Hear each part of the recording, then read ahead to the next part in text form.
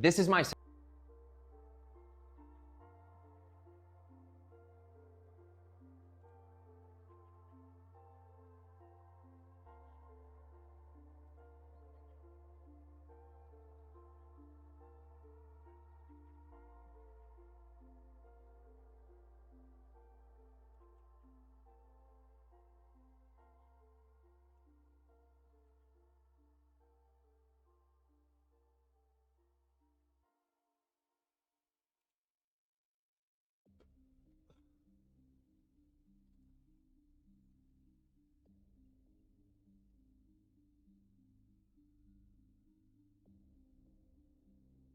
What's up, guys? How are you doing today? Happy weekends. Welcome back to another episode featuring valuable US coins. Today's our featured coin, as seen on the thumbnail, is this circulated, worn and tarnished and slightly damaged nickel from, I will not name the date yet, so we will examine it later. So this is our featured coin. We will talk about it later. As always, please like, share and comment to help us reach a greater audience. As always, you can ask any questions, coin related questions.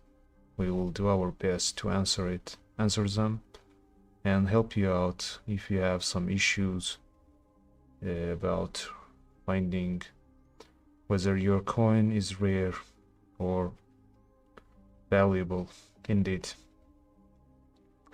My email is shown above on the screen on the top. You can send your coin pics during the live stream and even after that. So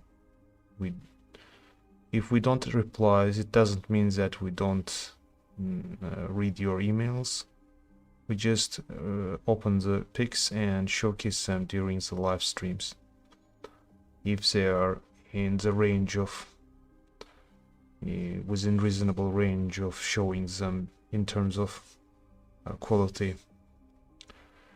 Okay, and here we have several circulated coins from my collection. We will examine them later on as well. Okay, let me just check out the connection. So everything's doing fine. Kevin Hawthorne, good evening. Good evening to you as well. So let's first start with peculiar 1953 silver Rosewood time. If you have 1953 Rosewood time, you should, with S mint mark, meaning from struck in San Francisco, you should definitely check out its reverse, because you can be having a super valuable coin in your collection. Not super valuable, but pretty valuable, I would say, because it's not that rare as double diverse coins, I must confess. Nevertheless, it's also a valuable coin, and depending on the grade of your coin, it can bring strong premiums. So first thing to do, first and foremost, you go to the back side of the coin. In numismatics it's called reverse or reverse. I have hardships with pronunciations.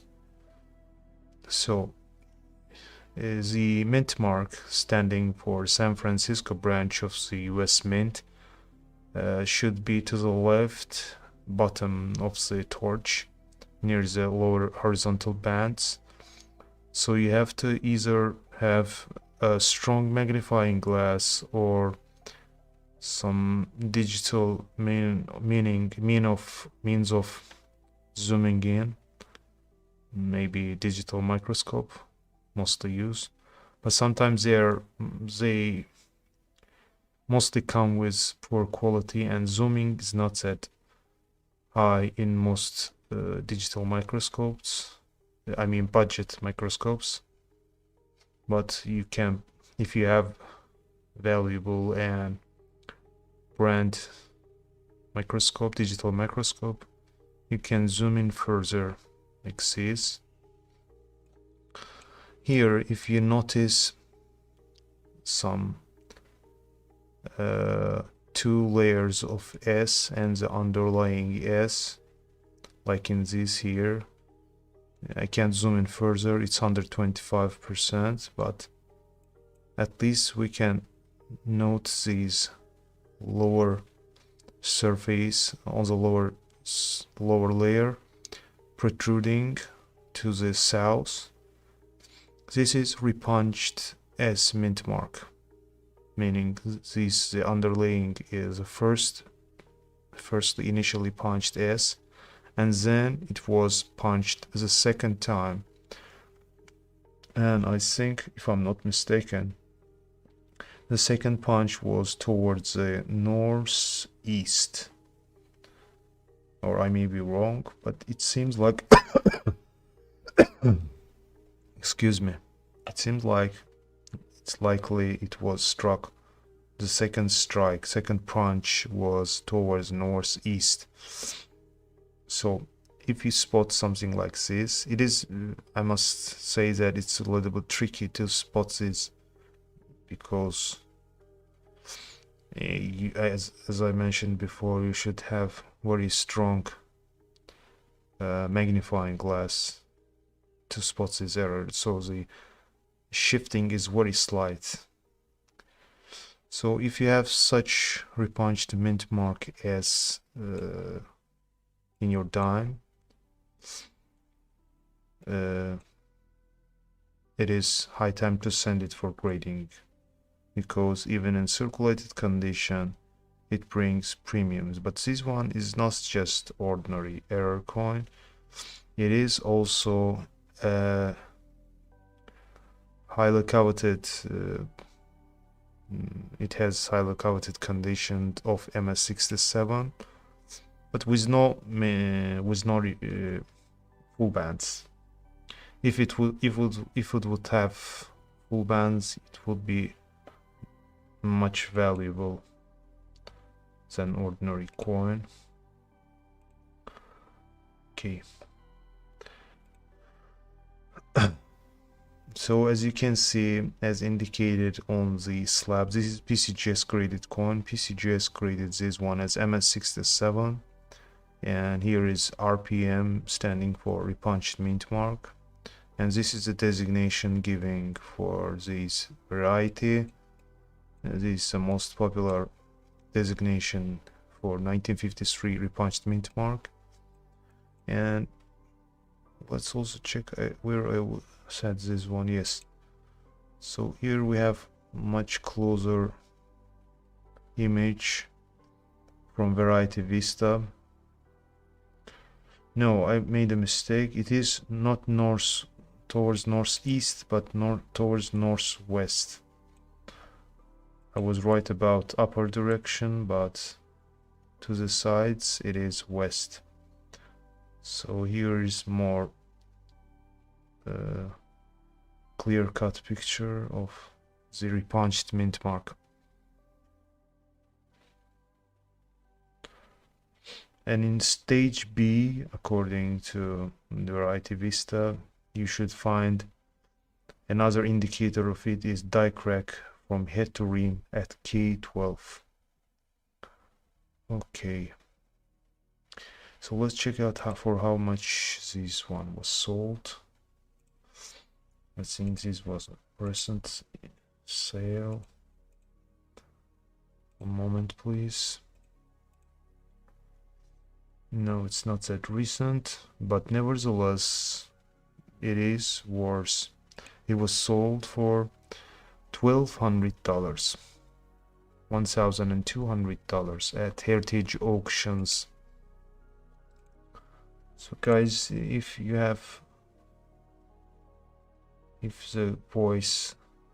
my voice is too low or I have microphone issues, please let me know. So I don't want to install it too close to me, because sometimes it's too bad for the view. It stands like an obstacle when I make it too close. It hides the objective. Okay, so this one sold for $1,200, MS67, repunched mint mark. Again, you turn the back, you flip it over and zoom into the S mint mark to spot this error, which can bring you hundreds of dollars even in circulated condition. But the circulated condition, I would say it's a little bit tricky because it's in super gem condition. But maybe in AU50, a top circulated condition, it can bring you hundreds of dollars. And we see here some spots and very pleasant brown patination. Okay, oh, here we have some streaks as well, planchet streaks or dye polish lines maybe. Okay, let's go to, now let's check. So if you have coin pics, you can send us to email. And now I'm gonna check for the first time today my inbox.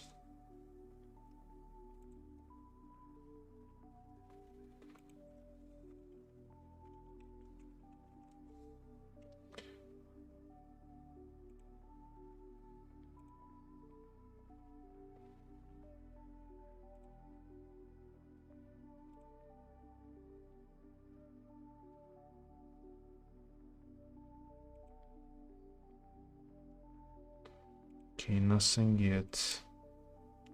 No coin pics. Now we can continue. Okay, now let's go to several. Let me change the screen. Check out several coins of ours. Let's take this one for instance. 1964 penny in brown condition. As you can see, it is, I think I showed this once. Yeah, it has some damage, obvious damage on the edge, the color. Just ignore my finger prints, because I had some pomegranates from our garden, so it doesn't wash off. It's impossible to wash some off. It's too dark. Okay, 1964 penny in brown condition. It is totally brown. Surfaces doesn't show even slightest hints of original mint luster, so redness is long gone, as it is, most part of it is copper, and copper is sensitive to humidity and water or even air, so they get darker and fadier over time, as in this case. And it has some bizarre damage also on the back side, on the rims. Let's zoom in further to see what's going on there.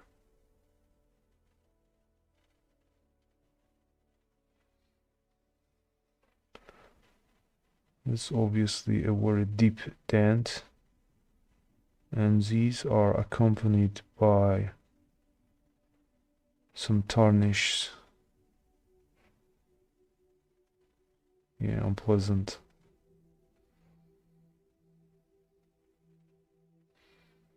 And it is weakly struck. The statue is almost invisible. Statue of Sir Abraham Lincoln. And it is tarnished as in we see some tarnished stocks around the letterings, but no large distractions, meaning contact marks other than that. Not that bad, and other than nicks, large nicks and dents on the rim. So obviously it's circulated. Now let's find out how valuable can be the 1964 penny. Obviously this is from Philadelphia, as we don't have a mint mark below the date. Okay, let's go to 1964.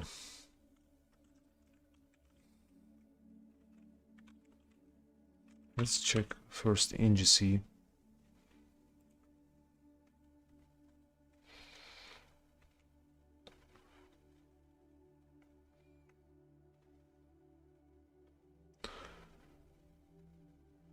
So NGC population starts from extremely fine, and it is something around worth something around 5 cents. So its face value is 1 cent, and extremely fine specimens are valued as 5 cents, and up to AU58 condition, meaning about uncirculated, just lacking 2 points from achieving MS60 grade, the lowest mint state grade, and even in that condition it is 5 cents. But in mint state it starts going on. These are for I must inform you that these are about brown specimens certified by PCGS or NGC. Browns one graded by PCGS, NGC, ANX or other grading companies are worth in MS60 condition are worth around 10 cents. So let's going upper, see that even in MS66 condition it is worth just $12.50, but sometimes it exceeded this amount. For in this case, in 2017, one brown specimen was, let's just open the link and see. Yes, this one sold for, it says red, but here they made some slip up, because this is about brown specimens. They made a mistake, I guess. So according to sales records, we have $31, $20, $22, $19. So the brown coins are much cheaper and lower in terms of value. Now let's go to red instead. So in MS63, NGC graded 26 coins. This is the current population of NGC coins in this grade. And guiding price is around $7.50. So you see, the highest grade available is MS67 with plus designation, and there is non-finer in either service, I guess, because it shows 0, and no guiding price, meaning it is unfound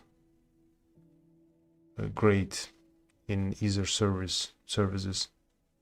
And the highest available price is $700 with 49 submissions. Now let's check out PCGS as well for Red Swans 1964. And I must remind you that this is related to Philadelphia issues. This is referring to Philadelphia issue, not Denver. Denver might have some lower mintage. So this mintage was massive, 2.6 billion for Philadelphia mint. And as I told earlier, most of the coin is comprised of copper, 95% copper and 5% zinc.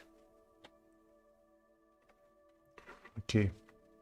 Yeah, here we have information here as well. 1964 PL Incline sand is very common in circulated grades all the way up to MS63 condition.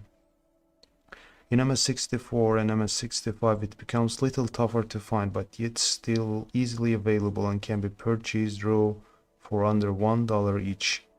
In MS66 condition it becomes scarce with few thousand examples known. In MS67 it's one of the scarcer issues from 1960s, and there are probably no more than a handful of coins in existence that will grade MS67 or higher. But this is a little bit outdated, I guess, because the highest grade is MS67 plus.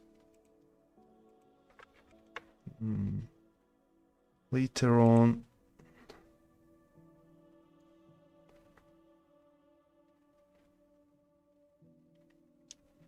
wow, the record price is pretty interesting. Yes, PCGS certified 3 specimens in MS67 plus grade, and the highest achievable grade, the price is around $13,000, but according to either service, none has been sold yet in this condition, and they are most likely kept in private collections and haven't been showcased yet. Maybe someday. So this one is one of those MS67 plus with excellent preservation level, as you can see. But we notice some dye polish lines, I guess. These hairlines on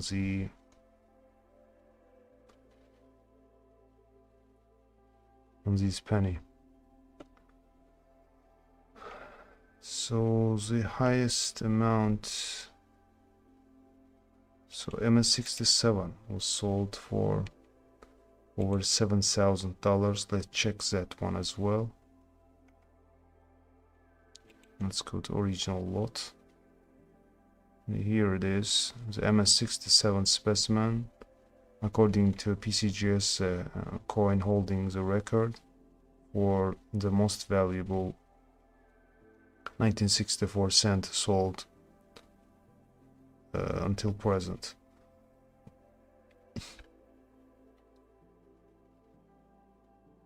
The essentially carbon-free surfaces glows incredibly frosted mint red luster, and boldly rendered motifs are free of bothersome contact marks. So it was sold for $7,931.25 at Heritage Auctions. Okay. Cabdix at the Xafit Muse. Yes. Yes, what? Why did you answer yes? Welcome to our live stream. Please explain why you said yes. I'm a little bit confused. Okay. So here we have another penny to look for. It is also valuable and collectors like those pennies. This is and we can call an error variety because of one element missing. Just guess what first, which element is missing. You see something odd about it. So obverse has nothing different. But when we go to reverse side, now do you see any missing element here?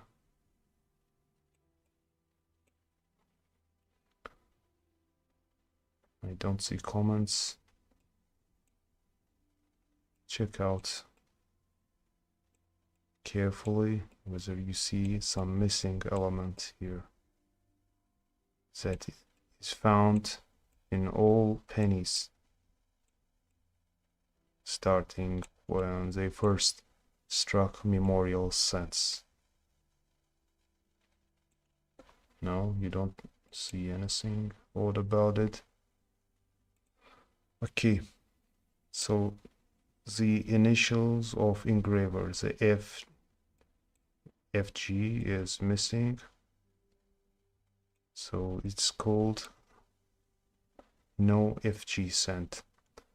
Rare variety found in 1969 D pennies.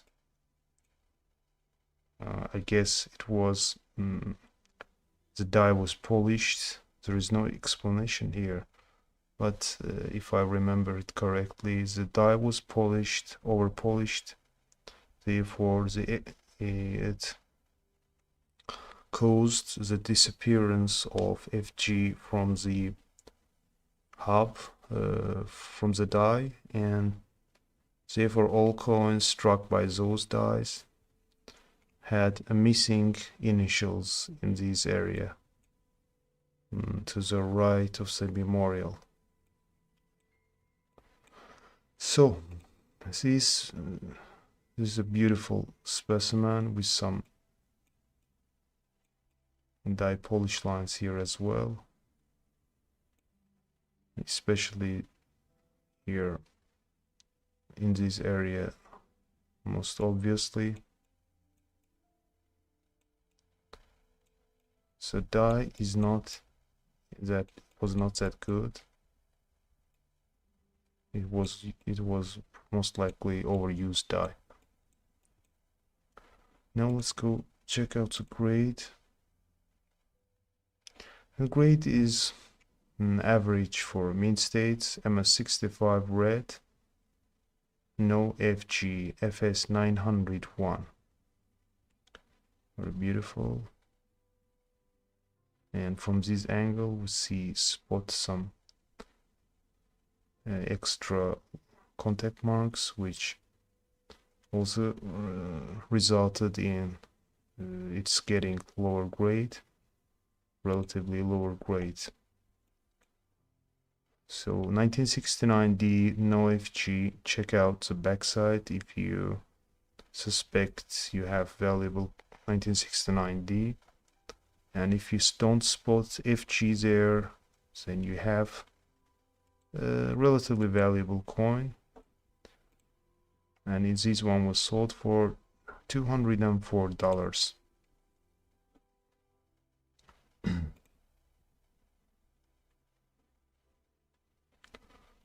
Okay, let's go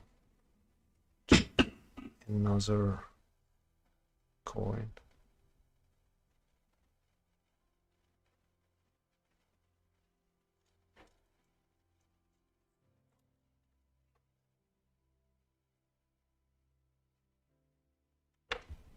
What we have here? Oh, it's modern dime, 2007. Not modern, but relatively modern. 2007p was what time? I spot something bizarre on the forehead. Let me zoom in.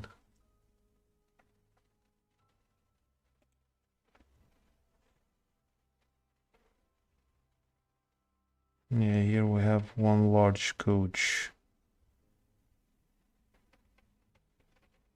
I think it's post-mid damage. Yeah, it's scratch rather than elevation. So it's not die gouge or die crack. Just foreign element or some manual force causing this large gouge. But as you can see, device elements, letterings are sharply struck, and facial area is very nice for a circulated coin. We don't have large contact marks, just few ticks and notches. No large contact marks here. And even from such angle, we see that circulation wear is almost none. You see the high points are available. And even the edge has some slight coppery luster, but very fadey. And let's check backside as well if we have to see if we have full torch or full bands. I should zoom in further.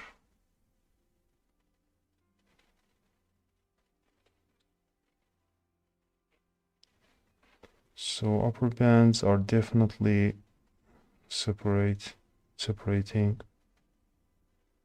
but when it comes to lower bands, it gets trickier as my camera is not that good to spot this full separation. Let me zoom back. Now I think it's not full bands because it seems like even it has separation, it's very weak, almost invisible. But vertical bands are very nice struck and they delineate and are distinguishable. So with no full bands, it's not worth even sending it for grading because in circulated condition it's worth just its face value. Unless you have something bizarre, large die crack or off-centering in a significant amount or other errors. So there are no known large die varieties or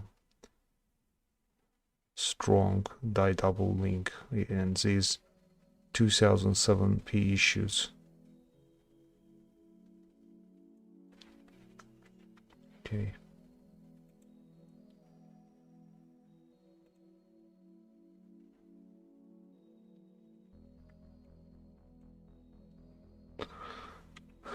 Let's go to which coin? Here we check this one. Here we have also one dime issue. It's also silver issue. 1950 was what time? With, as you can see, it's a mint state, but other than being mint state, it has something interesting going on also on the reverse side. Nothing special about reverse side. You flip it over and it is easy to spot these doublings. This is a rare double die reverse variety. The doubling is not that bolder as 1969 penny or 1955 penny, but also not that thin, not that weak as in some, let's say, FS 102 designations or something like that, because sometimes the shifting is very slight, very minimal, so it's hard to define it. But here in this case, as you can see, it is clear cut almost in all letterings and device elements. Even the torch is doubled, you see here, it's clear cut, it's evident and easy to determine. Here on all letterings we see doubling, and the second impression is towards the northeast. Second impression was first one.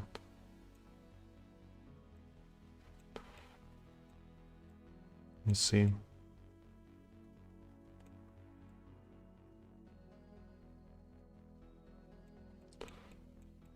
So all reverse letterings are die doubled. If you have 1950D, so this one from Denver, we didn't check here. We have also here mint mark D near the torch. So if you have 1950D dime or 10-cent piece, it is necessary to check out the reverse side. If you spot any die doubling, then send this one also to grading, and then you can submit them for any prestigious coin auction like Great Collections auction or Heritage auctions. And this specimen from double die reverse variety was sold for $552. So bear in mind that double die reverse or double die obverse coins are highly desired by collectors and investors alike. Okay.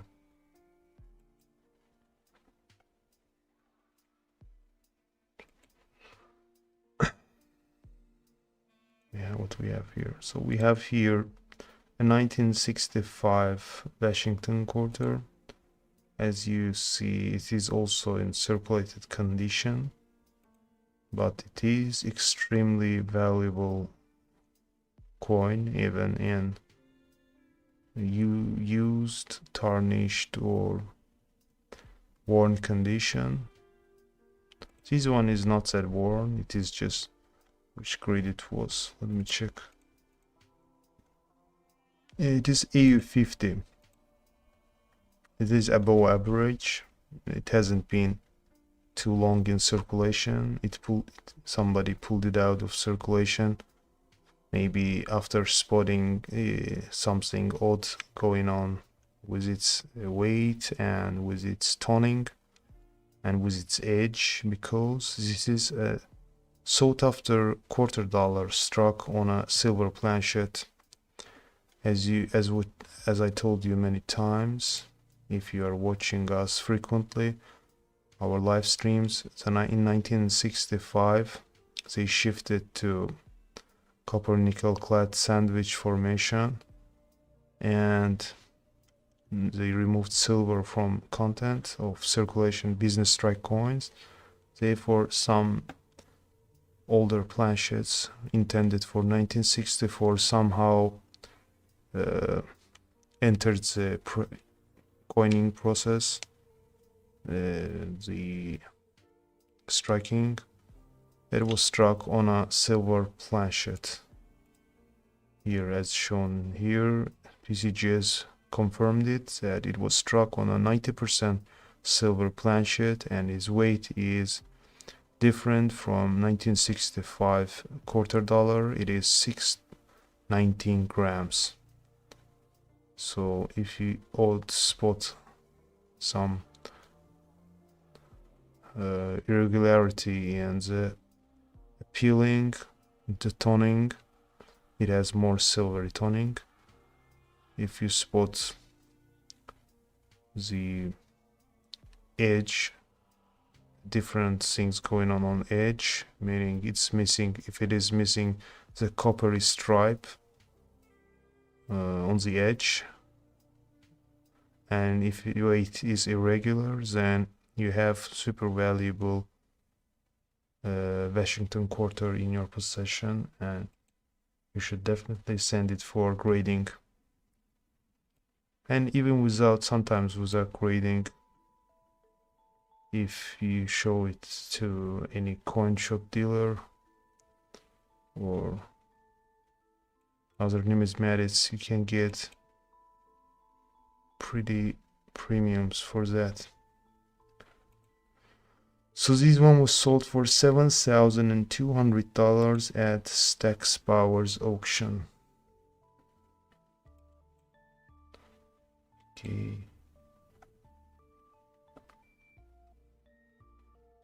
Let me check once more the inbox. Okay, we have some. Let me just. We have some coins sent by G. I don't. Thanks, George. Yeah, thank you for sending this coin. Hi, here are some of my 1964 coins from a BU roll. Thanks, George. Oh, you are most welcome, and thank you for sending these coin pics. 1964. Is it a mint state? Yeah, it's definitely mint state, but with some very obvious distractions. I'm on large, pretty large gauge here. And it is patinated, but patination is very beautiful, I would say. It is dappled or with some interesting tones going on here. A purple, gunpowder,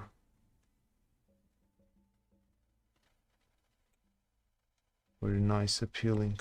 I love this kind of mixed colorations, mixed tonings and hues. It's a very beautiful penny. But in terms of contact marks, we spot too many large contact marks. Let's check out over side as well. This is other coin, I guess. Yes, this other coin, and this is this over side of the same toned coin. It's pretty beautiful in terms of eye appeal. Here we spot same hues, even some neon, even some blue tones, I guess, if it's not optical illusion. We even spot some blue, violet here, purple, violet. So it's a beautiful coin, and overside is not that bad at all. No, not too many bag marks or contact marks here.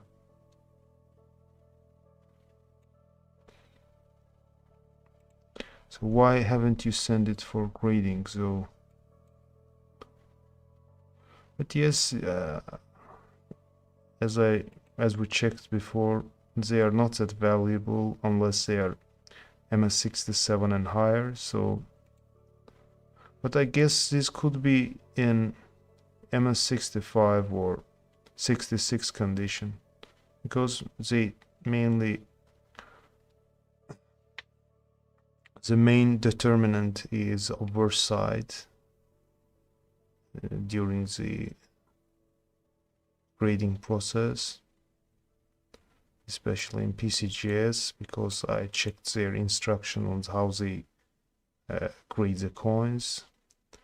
They pay attention for four things: the preservation level, striking level, eye appeal, and luster. The for third is luster, and fourth is eye appeal.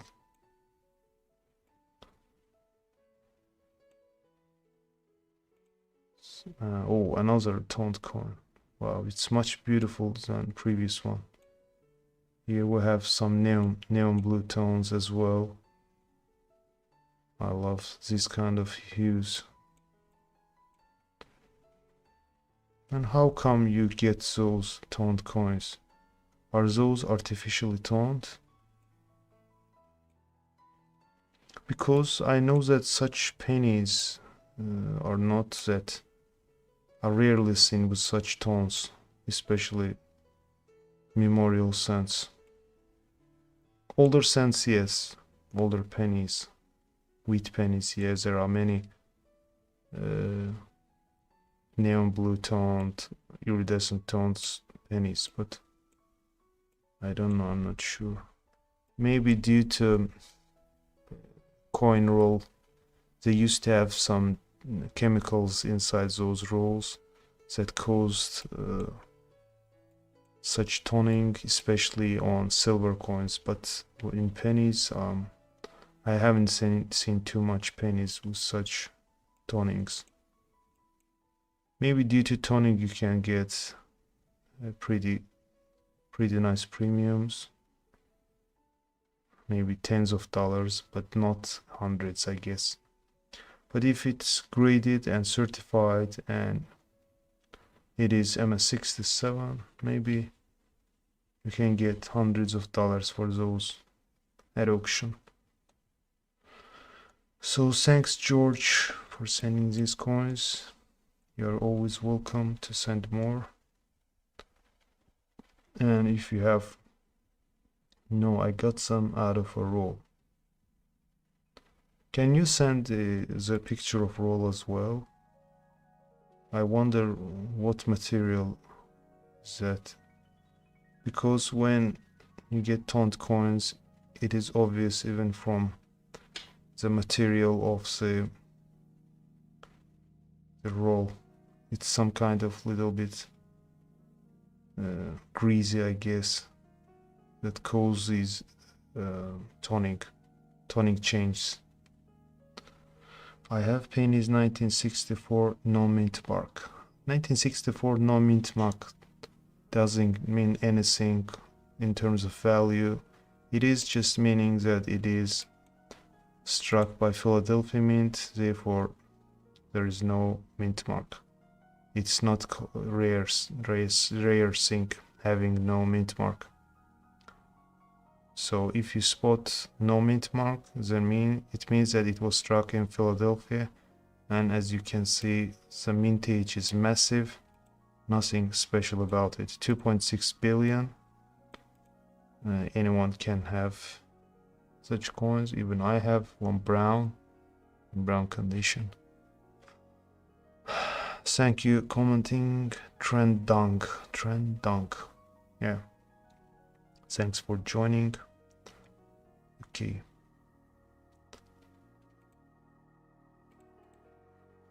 So nothing yet. Let's go to which coin left here. So here we have 1964 error. As you can see, it's a different shape, different color, and different toning. It's pretty irregular. Let me just duplicate it to be able to read information at the same time. We have some interesting cues here as well. Sorry. So it is, let me put the backside as well.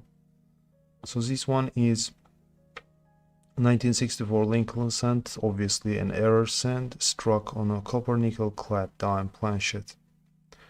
As I told in my, I guess it was previous live stream, that the dimes and pennies have always had almost similar shape, similar diameter, so it was not surprised that some pennies were struck by dime dice, and sometimes were struck by cent dice, causing this kind of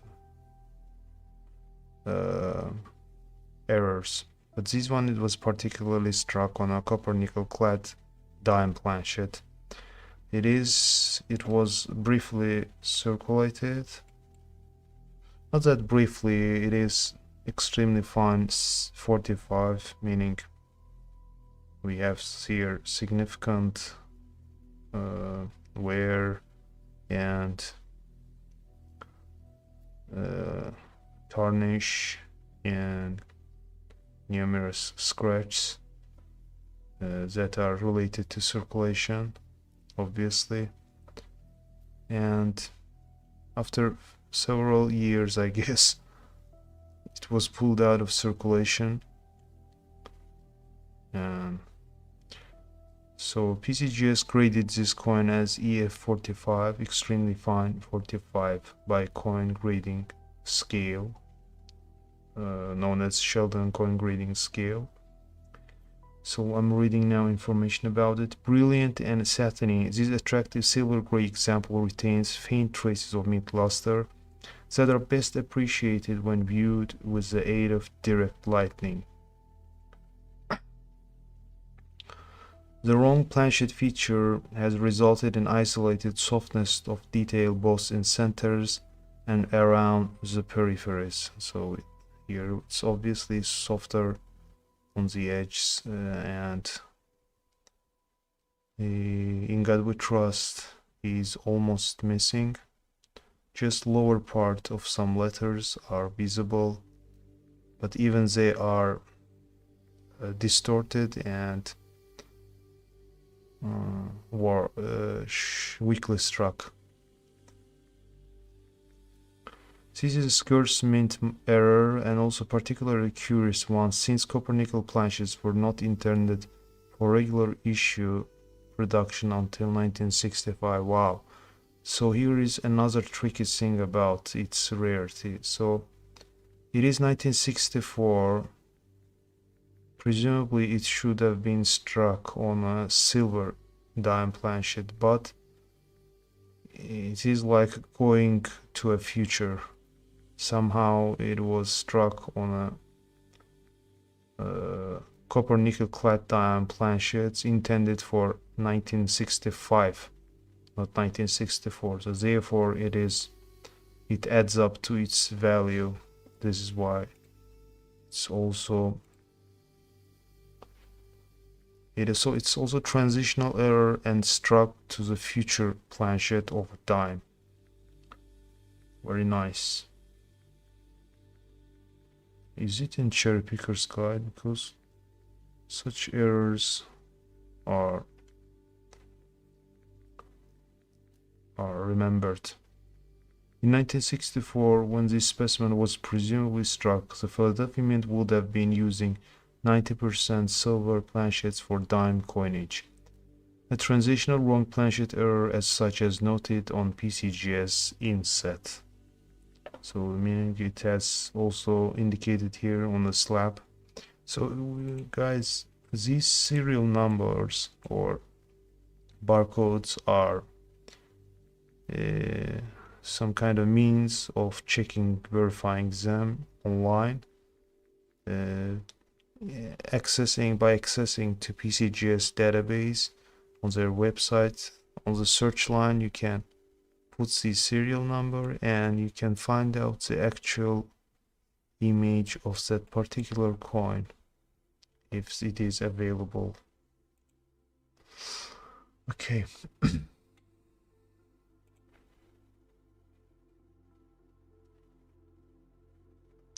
Now let's go to our featured coin and talk about it.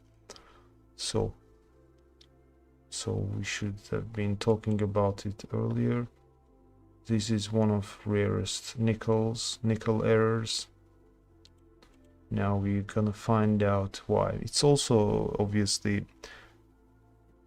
circulated, tarnished, and badly tarnished. Something like from resembling a coin found in beach or under soil or even basement, because it has very nasty tarnish and strong wear. But also we see a spot very significant distortion of the lettering and the date on the eastern borders, or liberty almost dissolving towards the rims. So what's going on here, and why this coin is super valuable, worth thousands of dollars? So this one is wartime Jefferson nickel with P mint mark, your large P, and I would say for a tarnished and circulated specimen, you see a very beautiful Monticello motifs. It's almost not full steps, almost full steps, because here we see obvious smoothness and interruption of delineation.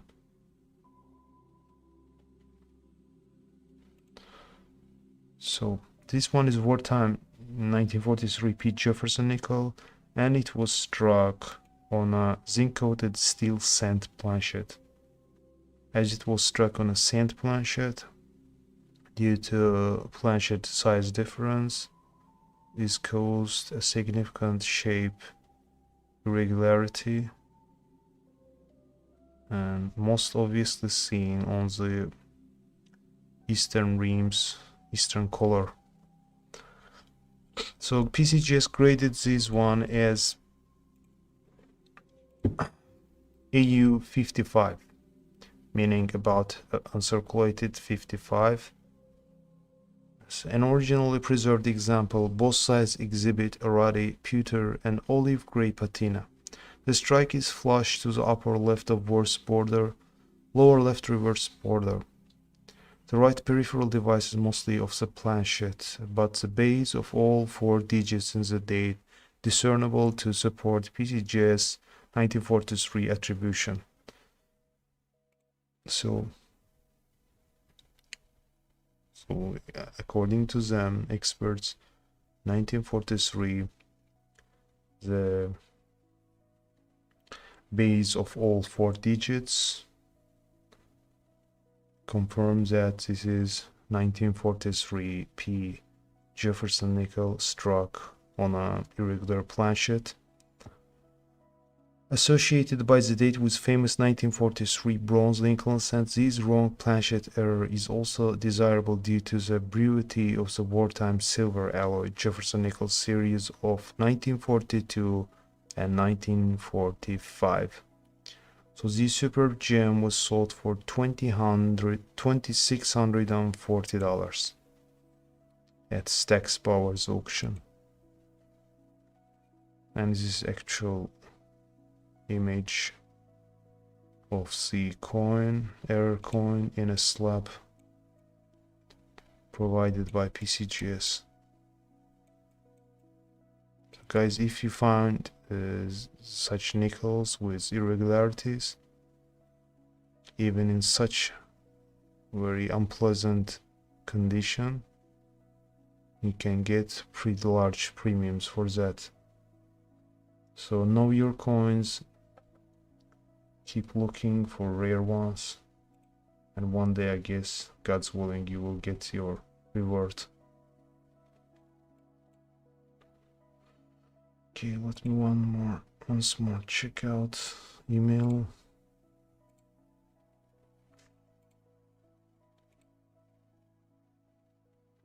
Nothing yet. Okay. So guys, thanks you for joining us today. I thank you all. I appreciate your commenting, and as always, my email is available 24/7. Send your rare coins whenever you like, and like this live stream. Subscribe if you haven't done so, and God's willing, see you in the next live stream.